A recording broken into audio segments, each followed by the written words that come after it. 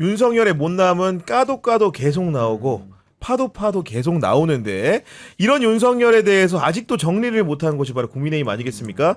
오늘 국민의힘이 당직 인선을 했는데 사무총장의 정점식 의원, 정책위 의장의 김정재 의원 이거 보면서 제가 정말 이거 인사 잘한 거 아닙니까? 너무 어울리는데. 너무 어울려요? 딱 어울리잖아요, 저 어울리는 사람들. 정말로 국민의힘을 지지하시는 분들도 더 이상 이 정당에는 희망이 없다고 생각하겠구나 이런 생각 들었습니다. 그러니까 이제 그런 생각 하시는 분들은 다소 늦었습니다만은 1년 전에 제가 냈던 보수의 종말이라는 책을 다시 한번 좀 서점 가서 한번 구매를 해보시면 네. 재밌다라는 생각이 들고 제가 그때 얘기했던 게 5대 악을 척결하지 못하면 보수 희망이 없다는 거고 첫 번째가 검찰 보수, 두 번째가 MB 보수, 그 세 번째가 기회주의 보수, 네 번째가 매국 보수, 다섯 번째가 셀럽 보수거든요. 네. 이 다섯 가지를 동시에 제거해야 이 당이 뭐 코마 상태를 벗어나든지 뭐 재활을 하든지 하는 건데 이 다섯 가지 중에 하나조차 해결된 게 없잖아요. 여전히 한동훈 전 대표 검찰 보수 활동하고 있죠. MB 보수들 기득권이죠. 기회주의 보수들 드글드글하죠. 매국 보수도 드글드글해요. 셀럽 보수 여전히 있습니다.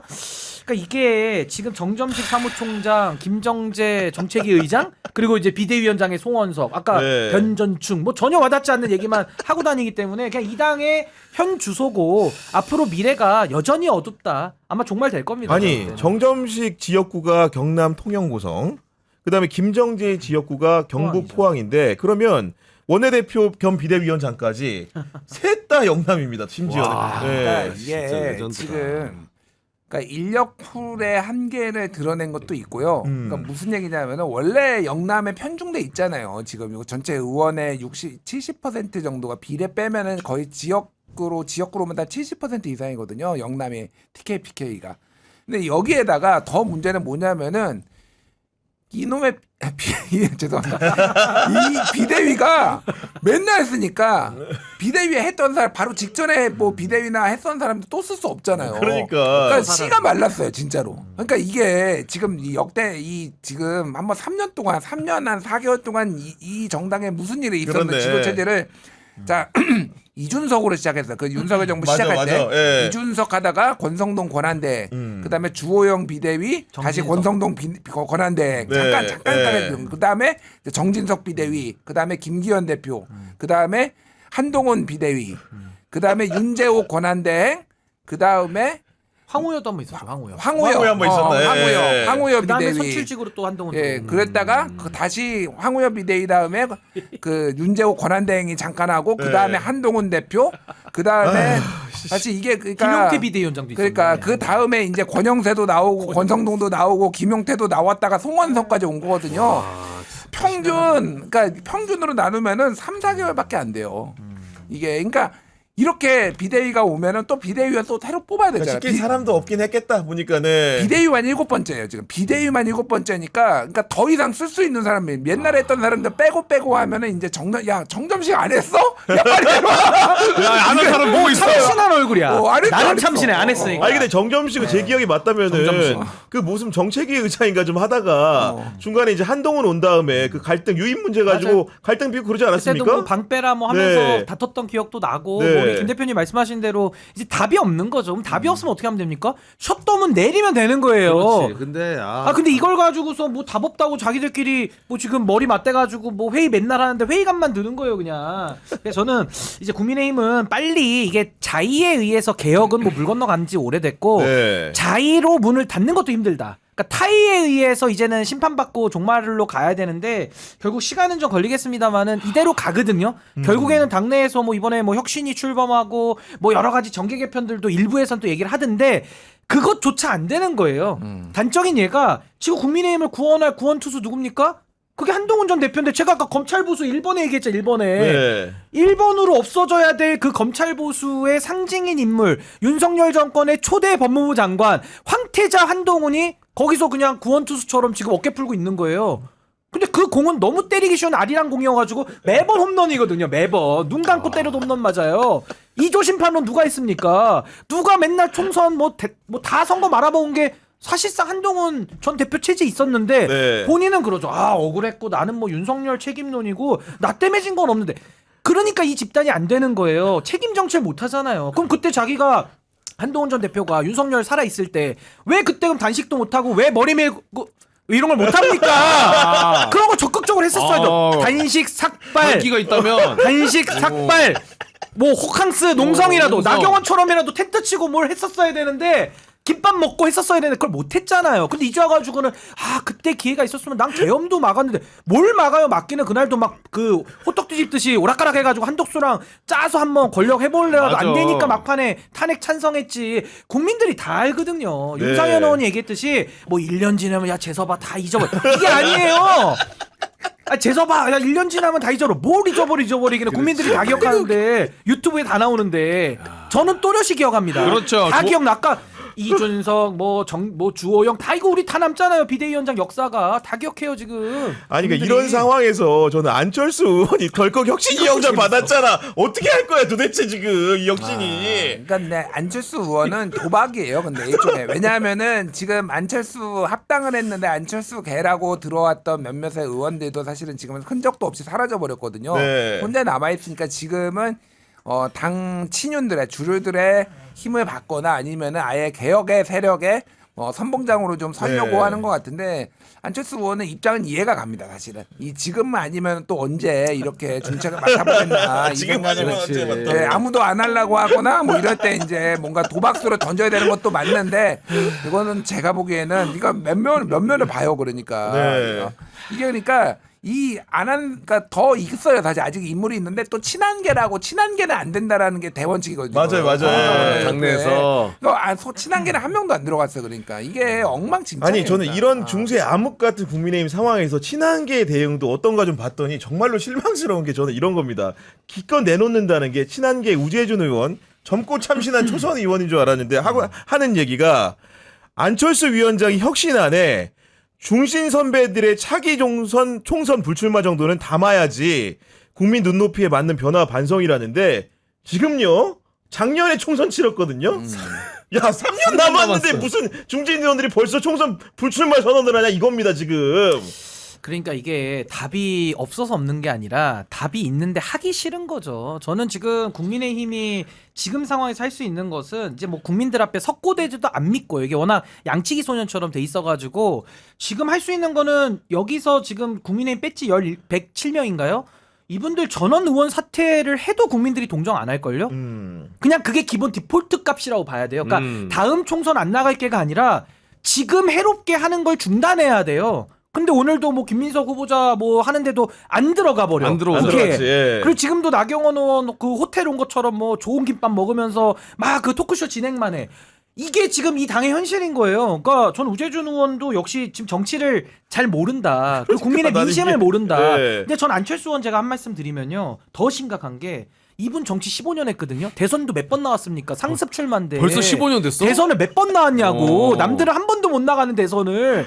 근데 안철수 의원도 여전히 지금 정치를 모르는 거예요. 그러니까. 아니 친윤한테 그거 붙었다고 해서 겨우 받아낸 자리가 2달짜리 비대위원장 임시 비대위원장이 준 혁신위원장. 그럼 이거 가지고 본인이 코마 상태로 진단했습니다. 코마래요. 의식이 없어. 지금 수술해서 종양을 제거 안 하면 죽는데요. 종양 나온다. 그럼 이제 종양 제거를 해야 되잖아요. 어. 용종 떼야 되잖아. 네. 근데 더 웃긴 건 뭔지 아십니까? 용종이 의사보다 힘이 세. 용종이 의사를 덮쳐. 용종은 원래 마취하고 들어가서 의사가 이제 손에 딱 가운 끼면서 15시간 수술해야 된다. 대수술이다. 딱 용종 떼고 봉합해서 살려야 되는데 용종이 의사를 덮쳐요. 지금 힘이 더 세. 용종이. 용종 크게 릉이야 릉.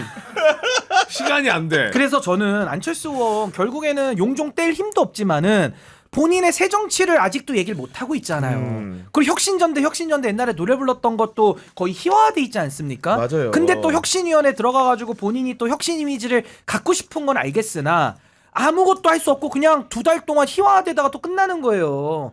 이 당이 마지막 희망일 텐데 네. 저는 여기까지다. 더 이상은 안 된다. 용종이 힘이 더 세다 의사보다. 네, 아니 그렇게 그리고 봅니다. 안철수 의원이 아쉬운 부분은 정치를 진짜 아까 말한 대로 10년 넘게 한 사람인데 나 같으면 혁신위원장을 준다고 하면은 전권 혁신위원장이 돼야 되는데 지금 안철수가 정권을 가졌다 아니다 얘기도 없습니다. 아니죠. 지금. 정확하게 말하면 네. 비대위원장이 주는 건 의미가 없고 네. 전당대회를 나가서 당을 접수해야죠. 아예 차라리 아예 그 방법 먹었어야지. 말고는 없죠. 지금 2달 뒤에 전당대회인데 2달짜리 임시 관리형 비대위원장이 주는 혁신위원장이 무슨 의미가 있어요?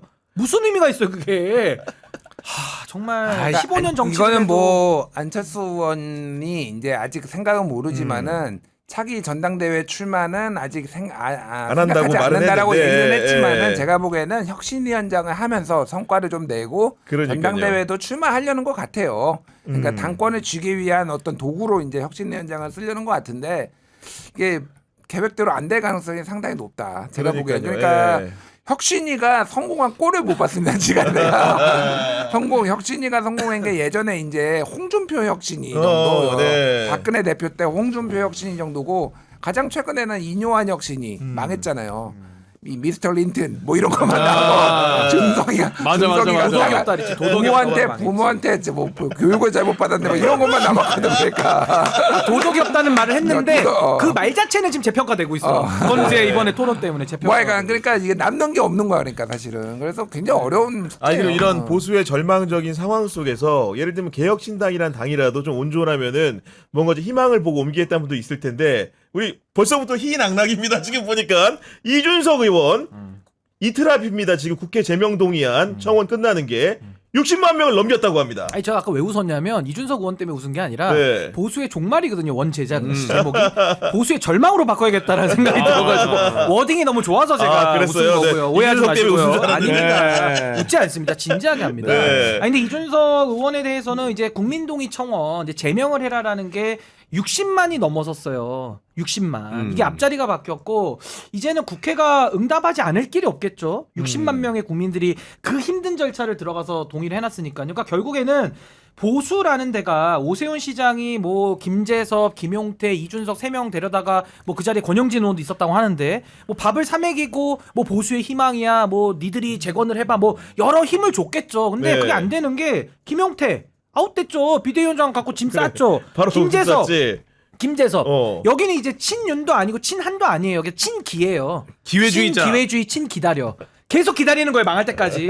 역시 기회 없습니다. 제가 볼 때는. 네. 국민들이 지지해주지 않아요. 그리고 이준석 의원도 마찬가지죠. 지금까지 뭐 대선 나와서도 너무 실망스러운 모습들만 보여왔기 때문에 점점 지지가 축소되고 있잖아요. 그러니까 앞으로도 그 영향력은 더 반감될 수밖에 없어요. 근데 그런 이준석조차도 희망으로 누군가 본다면 그거 정말 주소 잘못 찾은 거고 이준석 의원은 요즘 하는 일이 뭐 있습니까? 맨날 한동훈 얘기밖에 안 해요. 근데 한동훈 전 대표도 정치적으로 가망이 좋지 않거든요. 그러니까 국민의힘은 그냥 총체적으로 절망, 총체적 난국이다. 이 표현 외에는 네. 더 이상 뭐 표현할 길이 없습니다. 알겠습니다. 아니 오늘 근데 댓글 지난주에는 이제 김준일 가지고 이게 논쟁을 벌이셨는데 오늘은 조국혁신당 지지자와 민주당 지지자들끼리 또 긴장이 있더라고요. 지금 그 검찰 인사를 두고서 검찰 인사도 네. 그렇고 이제 조국 대표 사면을 두고 왜 굳이 뭐 논쟁 벌이지 마세요. 근데 예. 조국 전 대표 사면에 대해서는 오늘 이재명 대통령이 이제 야5당 여러 가지 그 오찬 회동을 할 때도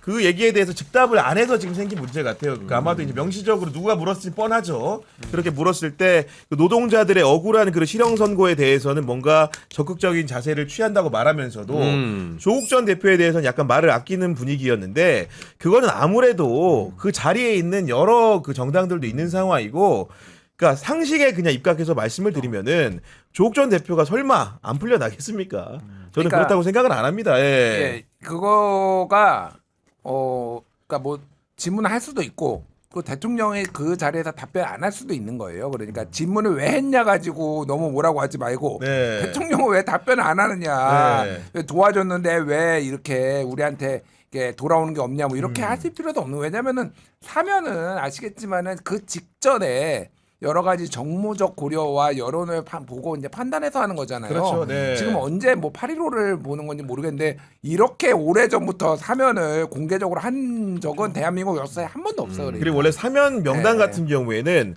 발표 전날에도 대통령이나 대통령실이 굉장히 엄금하는 사안이고 그리고 여러분들 그 의심하지 말았으면 좋겠는 거는 이재명 전 대통령이 가장 어떻게 보면은 막역하게 지내는 정치인 중에 하나가 조국 전 대표이기 때문에 아마 그에 합당한 결정을 뭐 어쨌든 간 필요한 시기가 오게 되면 내리지 않을까 싶고 검찰 인사 같은 경우에도 사실 조국 혁신당에서 얘기하는 것들도 일리가 있는 부분도 있다고 생각을 합니다. 왜냐면은 본인들 입장에서는 억울하게 이제 재판에 가서 무죄를 받았기 때문에 그런 경과를 훨씬 더 빠르게 무죄 증명을 할 수 있었음에도 그러지 못한 원인 중에 그런 인사에서 혜택을 받으신 분이 있다고 한다면은 뭐 그런 얘기를 할 수도 있는 거라고 생각을 하고 다만 그런 것들을 합당한 선상에서 잘 토의하고 노려서 슬기롭게 넘어가는 게 중요한 거지 뭐 같이 싸우면 뭐 합니까 근데 그죠? 저는 이게 사실은 뭐 누구의 뭐 잘잘못 좀 따지자는 게 아니고 네. 한마디 저도 보태자면 사실 이런 건 공개적으로 얘기할 필요가 없어요. 그렇죠. 그러니까 저는 그 김선민 대행이 아마 오늘 그 오찬 자리에서 얘기를 했을 걸로 거의 확실시 되죠. 그 당 중에서는. 네. 근데 굳이 이거를 공론화식으로 가서 이게